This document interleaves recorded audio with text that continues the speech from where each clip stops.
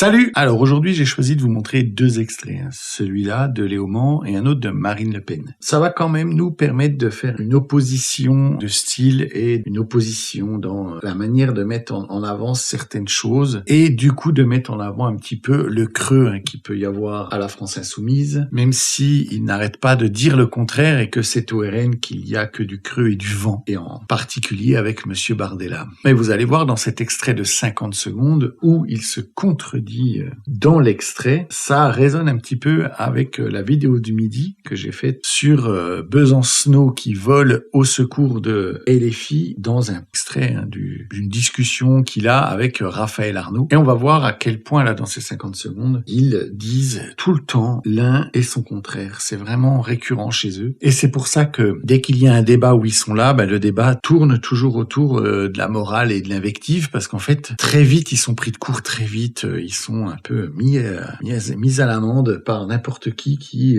écoute à tant soit peu ce qu'ils font. Et puis après, on va aller voir, Marine Le Pen qui, pour le coup, elle a un ton plutôt sérieux et plutôt très lucide sur ce qui se passe. Là, pour le coup, ce sera avec l'Europe. Donc, on commence avec Léo Mans. Notre enjeu fondamental, c'est l'unité du peuple français, indépendamment des questions de religion. Notre enjeu principal, c'est précisément de faire en sorte qu'on travaille à l'unité populaire, qu'on lutte contre la question du racisme, qu'on lutte contre la question de l'antisémitisme, qu'on lutte contre la question de l'islamophobie. Parce que tout ce qui divise le peuple français est un énorme problème précisément pour aller chercher l'argent là où il est, c'est-à-dire dans les poches des plus riches. Et écoutez-moi bien, ceux qui nous écoutent, chaque fois qu'on essaye de vous faire regarder votre voisin, votre voisine, la personne qui gagne moins que vous, la personne qui porte un voile ou celle qui porte une kippa, chaque fois que quelqu'un essaye de faire ça, il est en train d'essayer de diviser le peuple pour faire en sorte à la fin que nous ne soyons pas solidaires les uns des autres et que nous ne puissions pas nous rassembler pour tenir des objectifs politiques, à savoir lutter contre le changement climatique, obtenir une 6e République et aller chercher l'argent là où il est, dans les poches des plus riches. Notre enjeu fondamental, c'est l'unité du peuple. Donc voilà. Là, il est en train de nous faire un discours qui nous dit, ces paroles, nous, on est là pour rassembler. Ceux qui vous disent de regarder ceci, de regarder cela, sont là pour vous diviser, pour nous empêcher d'aller faire les poches des plus riches. Alors, il y a plein de choses là-dedans. Déjà, premièrement, quand il dit d'aller faire les poches des plus riches, ça, c'est divisant. Parce que lui, j'ai l'impression qu'il n'inclut pas beaucoup les plus riches dans la France, ou comme le peuple, ou comme des gens, des habitants de notre pays. Et du coup, c'est quand même assez excluant pour les plus riches qui vont, qui se retrouvent être mis à l'écart. Et comme nous a dit Monsieur Léo Mans, quand on vous dit de regarder à côté de vous le voile, le machin, le truc, c'est quand on veut vous diviser, c'est qu'on veut vous manipuler. Donc, Monsieur Léo Mans, vous essayez de nous diviser avec les gens qui sont les plus riches, sachant que pour eux, les plus riches, c'est quand même assez vague. Ils ont un petit peu réduit la proportion de gens qu'ils incluent dans le fait d'être dans les personnes riches, parce qu'ils se sont rendus compte qu'on la faisait pas aux classes moyennes, et que les classes moyennes, même si à deux, elles gagnent 6 000 €, elles se rendent bien compte qu'elles ne sont pas du tout dans les plus riches. Mais en attendant, ce qu'ils nous demandent de faire, c'est bien de créer de la division. Parce que accordons-lui qu'en France, il puisse y avoir des gens qui sont aux manettes et qui voudraient bien comme ça nous empêcher les classes moyennes, parce que c'est ces classes-là qu'on empêche de s'enrichir. De toute façon, les classes très pauvres, leurs esclaves sociaux que la gauche a créés depuis 45 ans, eux, de toute façon, ne peuvent pas s'enrichir par principe que leur mode de vie n'est pas un mode de vie qui amène à s'enrichir, étant donné que ce n'est pas un mode de vie calqué sur du travail. Donc très peu de chance quand on vous a dit depuis que vous étiez dans le berceau que vous avez pas de chance, que la société elle est injuste, que les riches ils vous volent tout, que d'où vous venez c'est impossible de s'en sortir, et c'est ce que fait la LFI. Il y a très peu de chances que vous arriviez à vous sortir de là. Et dans son discours, il nous prend des exemples. Je vais les remettre. qu'on lutte contre la question du racisme, qu'on lutte contre la question de l'antisémitisme, qu'on lutte contre la question de l'islamophobie. Parce que tout ce qui divise le peuple français est un énorme problème précisément pour aller chercher l'argent là où il est, c'est-à-dire dans les poches des plus riches. Et écoutez-moi bien, ceux qui nous écoutent. Chaque fois qu'on essaye de vous faire regarder votre voisin, votre voisine, la personne qui gagne moins que vous, la personne qui porte un voile ou celle qui porte une kippa, chaque fois que quelqu'un essaye de faire ça, il est en train d'essayer de diviser le peuple pour faire en sorte à la fin que nous ne soyons pas solidaires les uns des autres et que nous ne puissions pas nous rassembler pour tenir des objectifs politiques. Voilà, donc il nous dit, écoutez, quand on veut vous faire regarder votre voisin, le racisme, l'antisémitisme et compagnie, qui nous a parlé de tout ça, eh bien, on se rend quand même compte que, à un moment donné, ce qu'il nous dit là, c'est typiquement de la division. Parce que quand on écoute ce qu'il nous dit, et qu'on écoute ce qu'est leur propagande jour après jour, à dire que le RN a stigmatisé les gens du RN, qui seraient racistes, qu'ils seraient contre toute forme, contre tous les pauvres, contre tout ça. On les stigmatise, donc on stigmatise leurs électeurs. Et ça, rien de pire que pour diviser, c'est-à-dire ces gens-là ne vous aiment pas parce qu'il est pour votre couleur de peau, et en plus de ça, ils veulent vous utiliser, il peut vous arriver n'importe quoi, ils en ont rien à faire. Ça, c'est extrêmement stigmatisant, et donc c'est montrer du doigt une partie de la population, et donc, comme nous le dit ce cher Léaumont, diviser les Français. Et si je prends l'exemple de la manière que peut avoir le RN ou des partis vraiment de dos, si je prends comme exemple la manière qu'a le RN de parler de l'immigration. En fait, elle ne parle jamais de l'immigration comme un groupe entier. Ce que fait la LFI, eux, ils parlent de l'immigration comme d'une communauté d'immigrés. Le RN parle d'immigration, mais avant tout de délinquance, de non-assimilation, de terrorisme. Voilà ce qui est mis en fait en avant par rapport aux problèmes qui sont parfois liés de gens qui sont issus de l'immigration. Et c'est toujours ça qui est mis en avant, c'est-à-dire des gens problématiques pour la société. Tandis que eux, à chaque fois qu'ils évoquent des propos discriminatoires, mensongers envers des gens, les traitant de racistes et compagnie, c'est complètement gratuit, et eux attaquent pour le coup un groupe d'humains spécifiques qui sont ces gens qui voteraient pour le RN. Donc, très clairement, la division est dans leur camp. Bon, je ne parlerai pas après de toutes les choses qui tournent autour du fait que régler ces problèmes de délinquance réglerait aussi les problèmes qui pourraient être liés à le fameux amalgame. Parce qu'évidemment, si tout était clair et que tous se tenaient à carreau, il n'y aurait pas de problème. Ou alors, ça serait des problèmes marginaux qui sont inhérents à toute société occidentale. Et ça, franchement, pour écouter beaucoup de discours, que ce soit au Parlement ou des meetings de la France Insoumise, je peux vous dire que vous allez rarement les entendre comme Marine Le Pen, vous allez rarement les entendre de la manière dont Marine Le Pen, elle, va parler de politique et va, pour le coup, elle, parler de choses qui sont pour aider la France et faire en sorte que la France aille mieux. Et ne pas faire que se battre avec les problèmes internes au pays. Cela prouve vraiment leur ouverture par rapport aux stratégies et à la géopolitique pour essayer de faire que notre pays retrouve de la puissance auprès de ses alliés, mais aussi auprès des plus grandes puissances mondiales. Marine Le Pen, vous avez fait cette déclaration. Les dirigeants de l'Union européenne sont en ce moment réunis à Bruxelles. On le disait tout à l'heure pour le Mercosur, mais évidemment pour parler de l'Ukraine.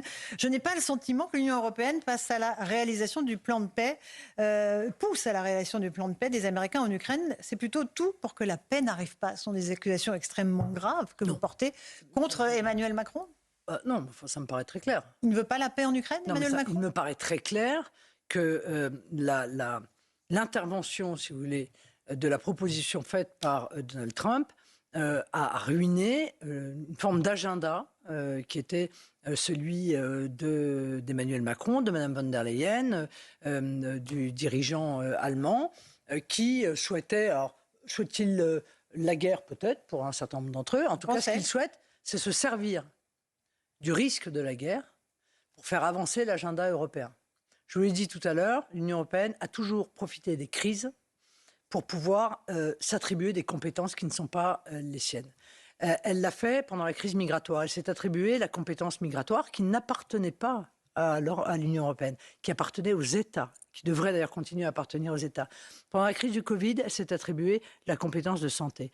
Aujourd'hui, ils se servent de cette guerre ou du risque de guerre pour pouvoir créer, avancer l'agenda de ce qu'ils appellent la défense européenne, dont l'objectif est en réalité, à terme, d'avoir une armée européenne, avec une direction de cette armée qui soit européenne. C'est évidemment quelque chose qui serait terrible pour notre pays, parce que alors là, en termes de perte de souveraineté, si nous n'avons plus notre armée, mais que nous sommes soumis à une armée commune. Rien ne va dans ce sens pour l'instant. Mais moi, je rejoins Tout va dans ce sens. On réarme plutôt. Non, mais tout va dans ce sens. Mais la déclaration est quand même... Tout va dans ce sens. Donc, on a le sentiment qu'à chaque fois que la paix a été possible, pas plausible, parce qu'on n'en est pas là, mais peut-être possible qu'un petit chemin se dessinait. Mais c'est Vladimir Poutine qui ne veut pas la paix, Marine Tout Le Pen. était fait. C'est M. Poutine qui ne veut pas la paix. Tout était fait pour contester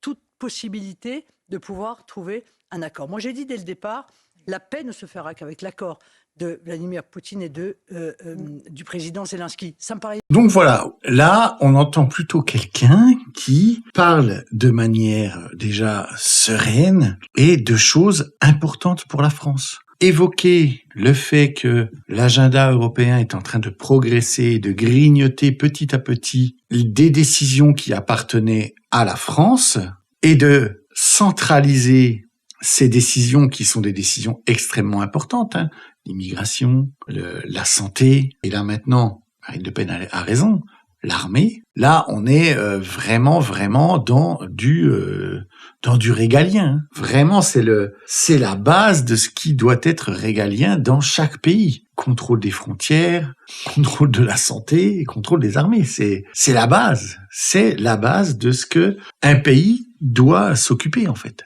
Et elle a bien raison de dire que petit à petit, l'Europe grignote. Donc là, on est face à Marine Le Pen qui met dans le débat une chose essentielle, qui met dans le débat des informations importantes qui ouvrent des chemins pour commencer à voir ce fonctionnement et ce système européen qui est en train de se mettre en place et qui est en train de nous grignoter petit à petit pour arriver vers leur fameuse, à la Asselineau, États-Unis d'Europe. Et vous savez quoi? J'ai essayé de trouver des vidéos pour contredire un peu ça, où on entendrait LFI parler de choses par rapport à l'Europe qui seraient d'ordre,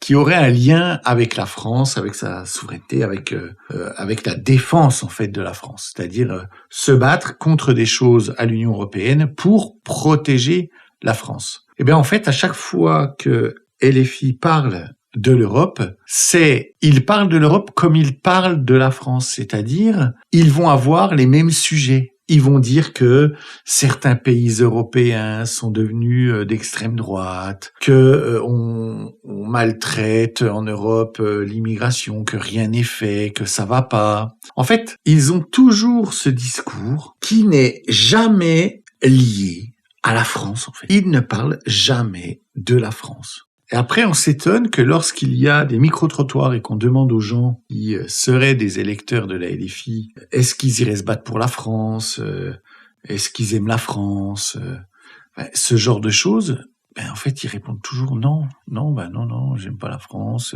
je me battrai pas pour elle, non, aucune chance. Pourquoi? Parce qu'en fait, LFI, depuis toujours, ont bourré le crâne avec le fait que la France, c'est une grande méchante. Les profs, l'éducation nationale l'ont fait aussi. Culturellement et artistiquement, c'est fait aussi. En fait, ils ne nous représentent pas. Et après, ils s'étonnent que dès qu'il y a quelqu'un qui essaye de nous représenter, et au final, c'est vraiment les derniers. Le RN, c'est quand même le seul parti et le dernier parti qui nous représente, nous, en tant que Français. Macron, c'est le même que... c'est un Mélenchon, mais sauf qu'il est pas communiste. Mais il utilise tous les ressorts liés à la gauche, de mépris, de calcul cynique, de manipulation, enfin tout ça, il utilise Pierre Guillaume, qui est éleveur de cochons laineux. En fait, il a rencontré le président et il lui a un petit peu parlé et il a été assez franc avec lui. Il a dit au président que c'était un traître. Je sais plus exactement ce qu'il dit, mais en gros, il lui dit vraiment ces 4 vérités. Et la réponse de Macron, pendant qu'il lui serrait la main, il lui a mis la deuxième main sur son bras et il lui a dit « Mais ne vous inquiétez pas, vous allez encore voter pour moi. » Donc là, on est vraiment face à quelqu'un qui déteste les Français, qui nous méprise, qui en plus de ça est arrogant, parce que pour le moment, tout va bien pour lui. Donc le pays traverse vraiment une énorme crise. Le RN se bat pour le pays et on voit bien que nos amis LFI sont un petit peu perdus dans leurs petites histoires et dans leur petit storytelling habituel pour essayer d'avancer électoralement. Dites-moi en commentaire ce que vous pensez de l'intervention de ce brave Léaumont ou celle de Marine Le Pen et que je trouve, moi, de sa lucidité. Abonnez-vous, mettez la petite cloche, partagez, likez et je vous dis à tout bientôt. Des becs.